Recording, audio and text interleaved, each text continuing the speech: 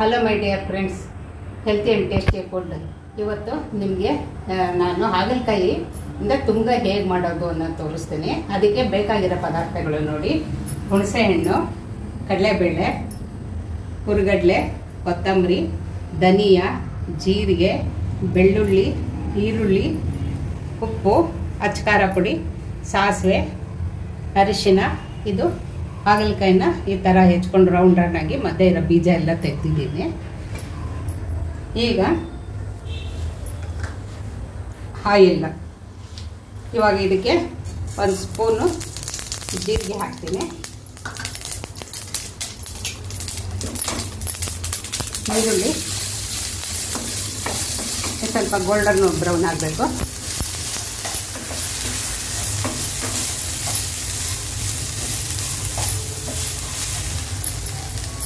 ನೋಡಿ, ಈಗ golden brown ಆಗಿದೆ. ಇವಾಗ ಇದನ್ನು ತೆಗೆದು ಒಂದು ತಟ್ಟೆಗೆ ಹಾಕಿಬಿಡಬೇಕು. 1 ಸ್ಪೂನ್ ಆಯಿಲ್ ಹಾಕಿದ್ದೀನಿ.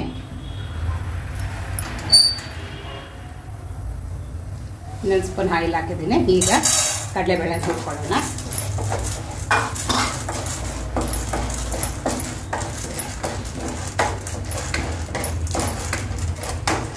ಹಾಗೆ ಹುರಿಗಡಲೆ ಇದಕ್ಕೆ ಹಾಕ್ತಿದ್ದೀನಿ.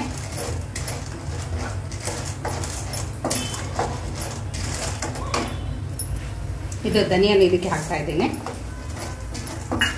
ಸ್ವಲ್ಪ ಫ್ರೈ ಆಗಬೇಕು.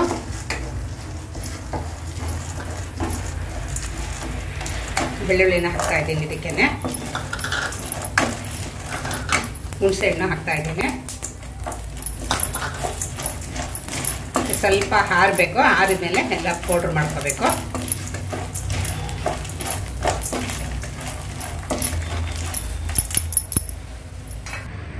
ನೋಡಿ, ಈಗ ಎಲ್ಲ ಉದ್ದು ಹಾಕಿದ್ದೀನಿ. ಇದೆಲ್ಲ ನೀರಿಲ್ದೇ ರುಬ್ಕೋಬೇಕು. ಇವಾಗ ಬಾಣಲಿಗೆ ಎಣ್ಣೆ ಹಾಕಬೇಕು. ಸ್ವಲ್ಪ ಜಾಸ್ತಿ ಹಾಕಬೇಕು ಎಣ್ಣೆ.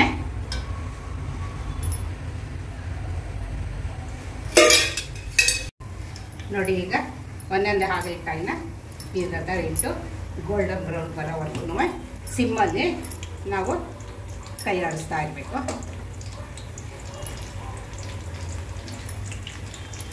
ನಾನು 2 ಹಾಗಲಕಾಯಿ ತೊಗೊಂಡಿದ್ದೀನಿ.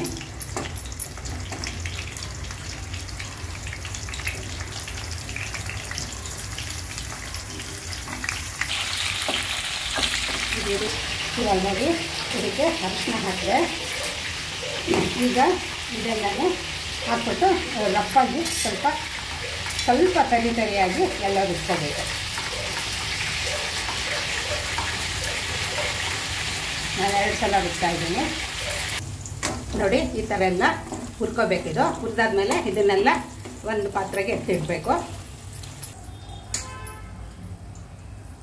ಇದೆಲ್ಲ ಈ ಥರ ಹೊರಗಡೆ ತೆಗೆದಿಡಬೇಕು. ಇವಾಗ ರುಬ್ಬಿರೋಂಥ ಖಾರ ಎಲ್ಲ ಇದಕ್ಕೆ ತುಂಬಬೇಕು. ನೋಡಿ, ಇವಾಗ ಇದಕ್ಕೆಲ್ಲ ರುಬ್ಕೊಂಡಿದ್ದೀನಿ. ಈಗ ಚಿಲ್ಲಿ ಪೌಡರು, ಇದಕ್ಕೆ ರುಚಿಗೆ ತಕ್ಕಷ್ಟು ಇದಕ್ಕೆ ಉಪ್ಪು, ಆಮೇಲೆ ಮತ್ತೆ ಹಾಕೋಣ. ಇದೆಲ್ಲ ಚೆನ್ನಾಗಿ ಕಲಿಸ್ಬಿಟ್ಟು ನೀರಿಲ್ದೇ ರುಬ್ಬೇಕು. ಆ ಈರುಳ್ಳಿ ನೀರನ್ನೇ ಇಷ್ಟು ಇದ್ರಾಗ ಬರುತ್ತೆ. ಈಗ ಬೆಂದಿರೋಂಥ ಫ್ರೈ ಮಾಡ್ಕೊಂಡಿದ್ದೀವಲ್ಲ ಹಾಗಲಕಾಯಿ, ಅದಕ್ಕೆಲ್ಲನೂ ಇದು ಸ್ಟಫ್ ಮಾಡಬೇಕು.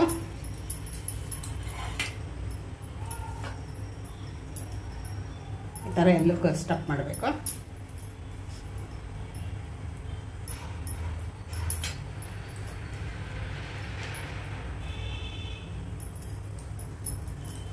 ಇದು ಹುಷಾರು, ತಕ್ಷಣ ಇದು ಮುಟ್ಟಕ್ಕೆ ಹೋಗ್ಬಿಡಿ. ಹಾಗಲಕಾಯಿ ಬಿಸಿ ಇರ್ಬೋದು, ನೋಡ್ಕೊಂಡು ಬಿಟ್ಟು ಹೊಸ್ದಾಗಿ ಅಡುಗೆ ಮಾಡೋರು ನೋಡ್ಕೊಳ್ಳಿ.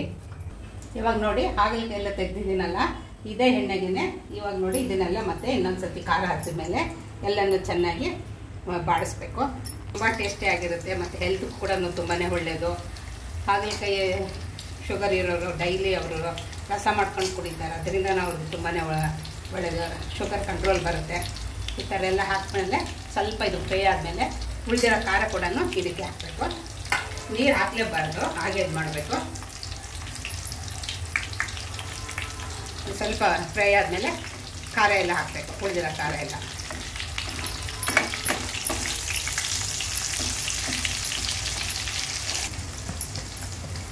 ನೋಡಿ, ಇದು ಉಳಿದಿರೋ ಖಾರ ಎಲ್ಲ ಹಾಕ್ತಾ ಇದ್ದೀನಿ ಇದಕ್ಕೆ.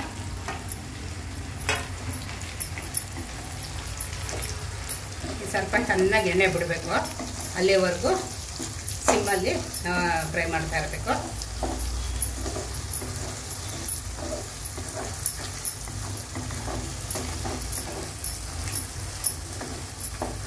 ಸ್ವಲ್ಪ ಎಣ್ಣೆ ಬಿಡೋವರೆಗೂ ಫ್ರೈ ಆಗಬೇಕು. ಇನ್ನೂ ಸ್ವಲ್ಪ ಆಗಬೇಕು, ಇನ್ನೊಂದು ಸ್ವಲ್ಪ ಹೊತ್ತು ಆಗಬೇಕು. ಸ್ವಲ್ಪ ಕೈ ಆಡಿಸ್ತಾ ಇರಬೇಕು, ಇಲ್ಲಾಂದ್ರೆ ಸೀದಂಗೆ ಆಗ್ಬಿಡುತ್ತೆ ಕೆಳಗಡೆ. ಇವಾಗ ಬೇಕಾದ್ರೆ ಟೇಸ್ಟ್ ನೋಡಿಕೊಂಡು ಬೇಕಂದ್ರೆ ಇನ್ನೂ ಸ್ವಲ್ಪ ಉಪ್ಪು ಹಾಕೋಬೋದು. ಫುಲ್ ಈ ಥರ ಬಿಡುತ್ತೆ ಬಾಣಲಿ.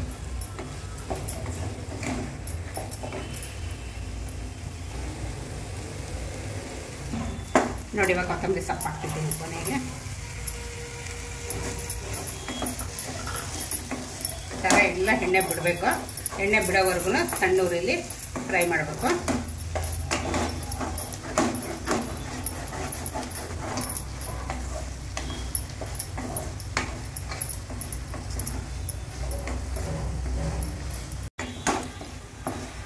ಬಾಣಲಿ ತಳ ಹತ್ತ ಬಿಟ್ಟಿದೆ. ಈಗ ಎಣ್ಣೆ ಸೈಡಿಗೆ ಬರ್ತಾ ಇದೆ.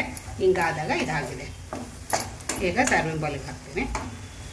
ಹಾಗಲಕಾಯಿ ಮಸಾಲ ತುಂಬಗಾಯಿ ರೆಡಿಯಾಗಿದೆ. ಇದು ರೊಟ್ಟಿ ಜೊತೆ, ಚಪಾತಿ, ಪೂರಿ ಎಲ್ಲ ಜೊತೆನೂ ಚೆನ್ನಾಗಿರುತ್ತೆ. ಅನ್ನಕ್ಕೆ ಕೂಡ ತುಂಬ ಚೆನ್ನಾಗಿರುತ್ತೆ.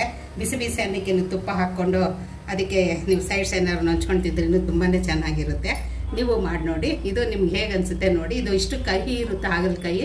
ಈ ಥರ ಮಾಡಿದಾಗ ಒಂದು ಚೂರು ಕಹಿ ಇರಲ್ಲ. ಮಕ್ಕಳು ಕೂಡ ತಿಂತಾರೆ, ಅವ್ರಿಗೆ ಗೊತ್ತೇ ಆಗೋದಿಲ್ಲ ಹಾಗಲಕಾಯಿ ಅಂತ. ನೀವು ನೋಡಿ ನಿಮ್ಮ ಅಭಿಪ್ರಾಯನ ತಿಳಿಸಿ. ಸಬ್ಸ್ಕ್ರೈಬ್ ಆಗದೇ ಇರೋರು ಸಬ್ಸ್ಕ್ರೈಬ್ ಆಗಿ.